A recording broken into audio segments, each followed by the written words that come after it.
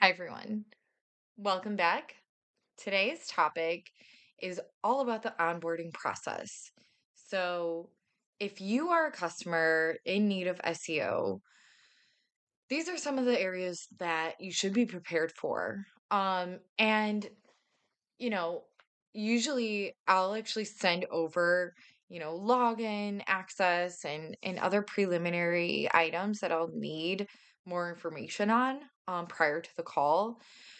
Um, what I've found usually in doing this for so many years, I find that most clients don't really have the time or, know where the logins are. So a lot of the information that I want to cover on an onboarding process is really, trying to establish rapport, but then also, walking them through access and things like that on the call. So I'll usually try to map out or carve out, 45 minutes. I try not to make it a whole hour just because I think a lot of things can be handled via um, text or email. So I usually do try to make it as painless as possible for the client. And I think that's been, the best kind of strategy in what I found throughout the years of doing this. And so, if you're the customer, kind of what should you expect on an onboarding process? So you should be prepared, if you can, with the logins and know what kind of tools that this SEO provider is going to be asking you for. So that involves analytics, so GA4, Google Search Console, or any other like the website, social media platforms. So if you can, before the call, maybe like figure out, do I have access or do I need to find out who does have access and who has the login? So those are just like the main things for you as a client going into this. And then also, um, what the SEO provider is most likely going to ask you is, what are the priorities for this quarter and next, in terms of the services that you provide. Um, and then also getting a little bit more granular, for each location, do you only focus on this service? So just kind of figuring out these things prior to the call, is really going to help streamline everything and then, give a lot of great insights. And the key pieces that really help me in driving strategy are, I like to ask a lot of questions about, their process and I find that as I'm asking like these like more specific questions, it does start to get the wheels kind of moving on their end. And so I think I like to think of the onboarding call as more of just like a conversation. And then, of course, you want to establish the um dynamic, like the communication and the cadence and approval process. You want to establish all that, like responsibilities and everything, but you also want to make it feel like this is a collaboration and like that it is an open door kind of policy. And the more information that you can provide on certain nuances and the ways that you do bring on patients or clients into your practice, like what do you want to focus on, what do you not want to focus on, what legally can you not say on your website. All these things are going to be really important for the SEO to really know.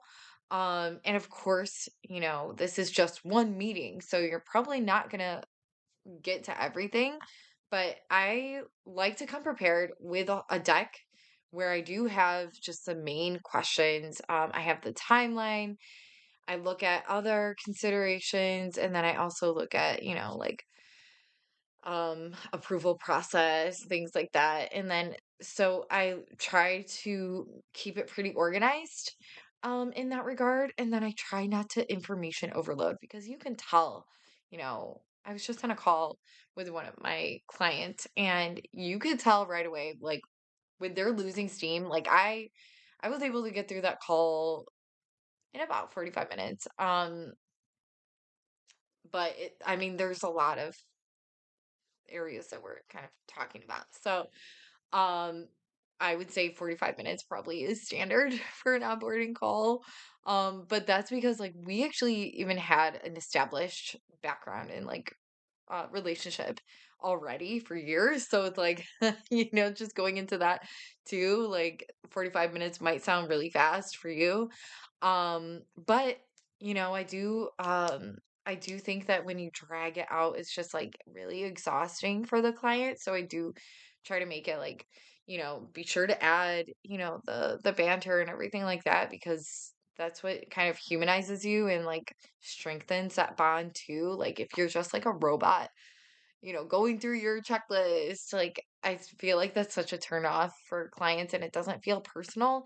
Um, so that's just kind of why I do, if I do have extra time, I do want to like get a little bit of banter going and see what's going on their end. And it's like a reciprocal relationship. So it's amazing and I love it. And I think I'm so lucky to have this type of job. So um but yeah, so I guess um next kind of ironing out like the process, like I said, and then expectations. So I map out like what to expect the first couple weeks.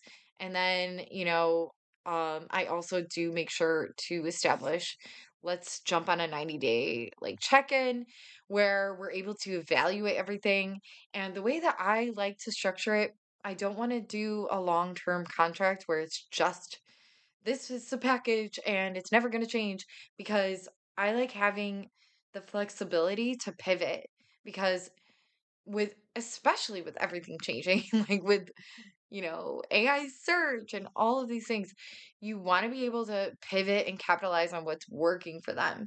And coming from someone that works with a lot of local businesses, um, being able to pivot and put, efforts into what's really going to move the needle and then not waste their money and resources on something that's not doing anything.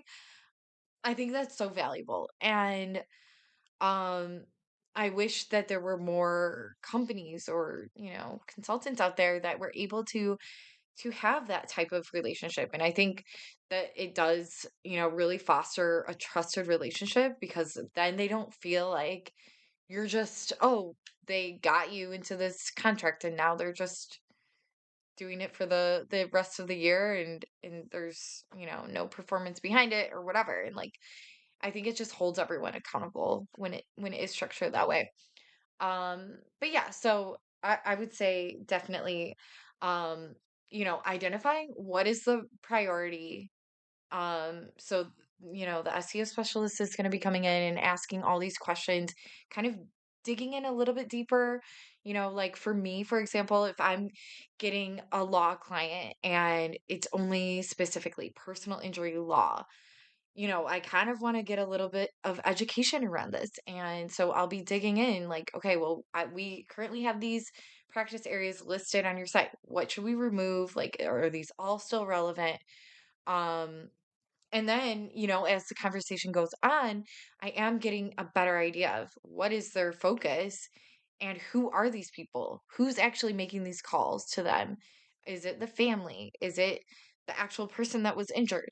So, obtaining all of that information is really going to help my process in how I'm creating these outlines for the writers and then organizing everything. What is the priority? What do we need to focus on for content and social media, video? All of that is going to feed into the whole strategy.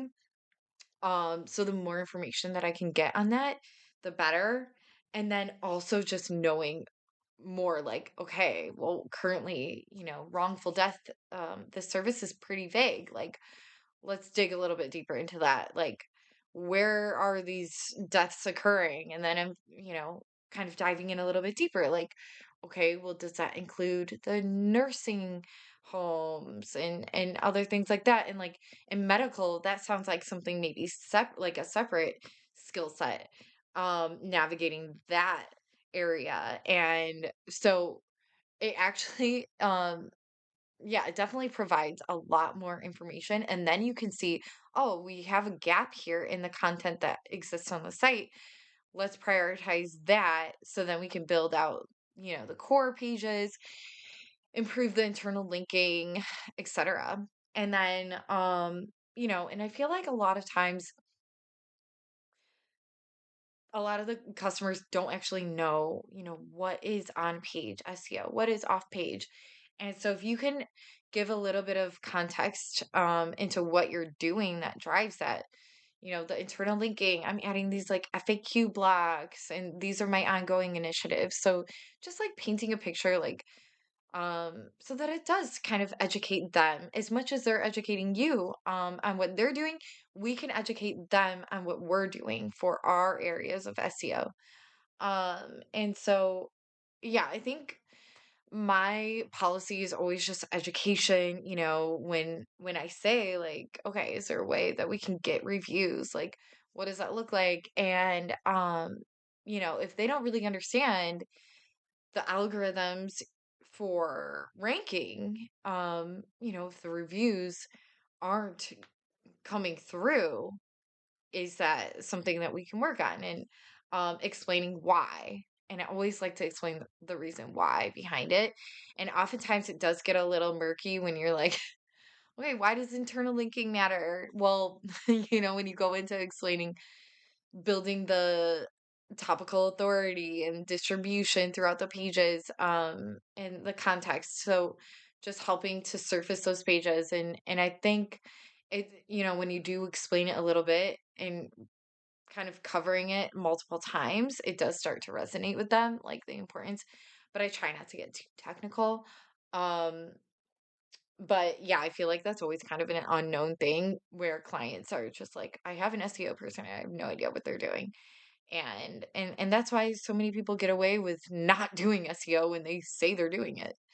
Um, so yeah, I definitely am a big advocate of providing the education on what I'm doing and why. Okay, and then the final piece is just you know, establishing more information on the site that can highlight, okay, so like a key piece that I ask my clients are, the differentiators. So how do you want to be positioned as your brand, and just highlighting different attributes, and we want to make it all consistent. So those areas, so like awards, case studies, for the law, like the case results. And so all of these items are really going to help the SEO. And so you as the client, going into it, okay, they're going to be asking me all these things about my branding. And oftentimes the local business, like it just kind of emerged and maybe it's new and you don't really have answers to all of this. Just know that you can take time to think about it. And SEO is an ongoing initiative, a strategy. So if there's something new that you want to highlight, feel free to send that over and start thinking in terms of an SEO strategy. Because the more that you start thinking about, oh, this is a great case that I can highlight on my website, to show my experience and the results that I can get. The more you start thinking about that, the better assets that you can provide your SEO person. Um, so yeah, I'm a big advocate of the communication and collaboration between the customer and the SEO specialist. So that's all I have for today. Um, Again, I don't like keeping you all too late, and so I'm trying to keep my videos pretty short and concise too. But if you like the content, or if there's something that you want to hear more about, add it in the comments. Like and subscribe, and I'll see you next time.